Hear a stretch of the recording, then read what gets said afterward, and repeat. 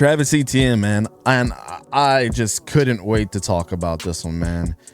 I feel like Travis Etienne is one of the most disrespected running backs in the NFL, and it almost seems like there has been like this weird agenda with him inside of that front office for whatever reason, like silently going under the radar, right?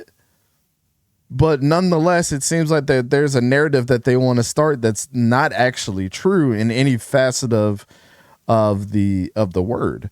Let's get into a little bit of Travis Etienne's background, right? You know, coming off an incredible game last week, rushing for over 140 yards and, you know, a couple more yards in the air, and ultimately having a really big game for the Jaguars.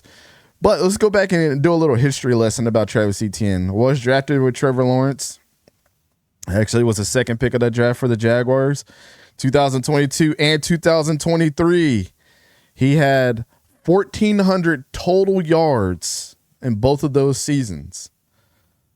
Back to back as a rookie and in his sophomore campaign. Both were 1,000 rushing yard seasons.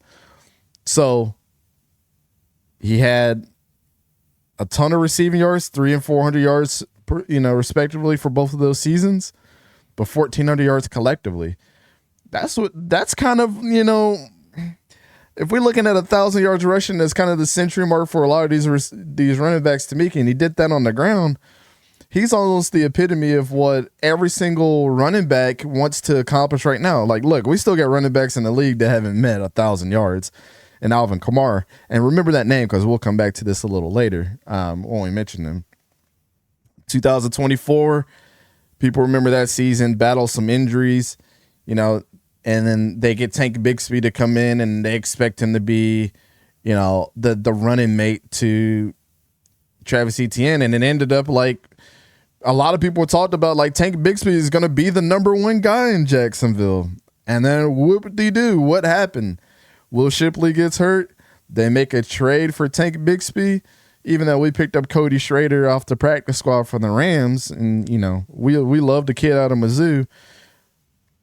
But it almost seemed like they were trying to replace Travis Etienne with Tank Bigsby instead of having this guy be his Sonic and that knuckle situation like David Montgomery and Jahmyr Gibbs have up in for the Lions. And it definitely could have been that.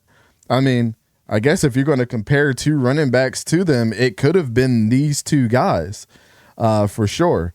And it just seems like the Jaguars have just been trying to replace him for whatever reason. I don't know if he rubbed somebody the wrong way, pause if necessary in the front office or in the coaching staff. But everybody thought Tank Bigsby, and just around the NFL, the narratives have been Tank Bigsby might be the Jaguars' number one, running back.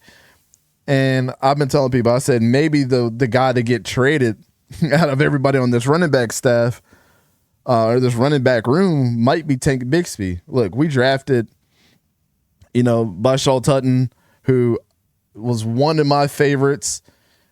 Coming out of this draft, was in my top 5. I was speaking about not Cody Schrader. I was speaking about 𝗕𝘂𝘀𝘀𝗀𝗀 Tutton last year. That's why I was so high on Virginia Tech. I thought him and Kyron Drones are going to be so good together. And then you get, the kid out of Syracuse as well, who I was high on at the Senior Bowl too.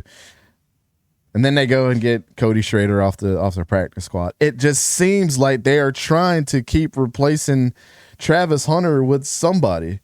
I don't understand the madness behind this, man. I really don't.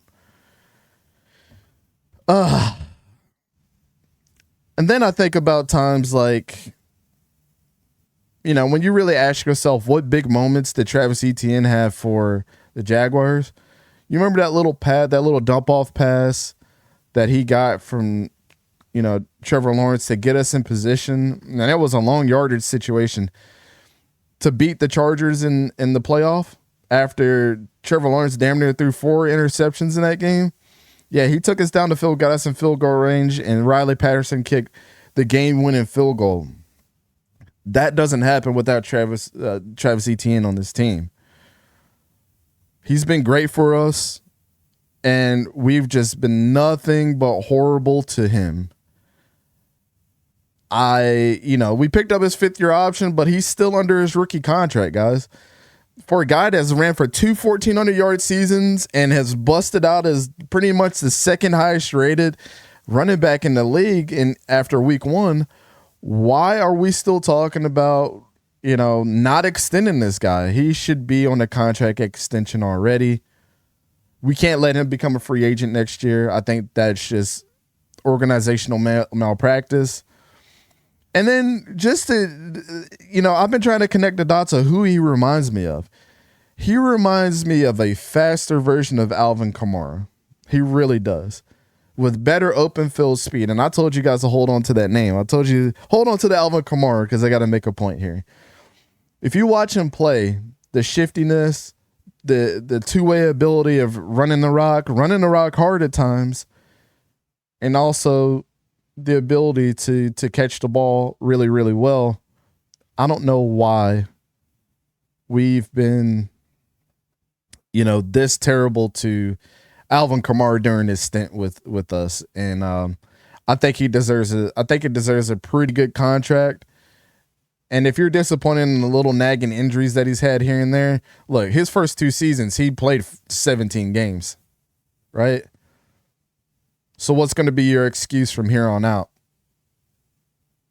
What's going to be your excuse? He had 2 healthy seasons, played 15 games last year, didn't miss a lot of time, and you guys tried to replace him with Tank Bigsby.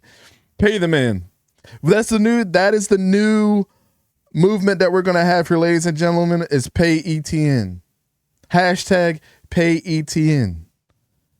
PAYETN, the letters. That's what we're going to put on Twitter. He deserves it, man. He deserves it.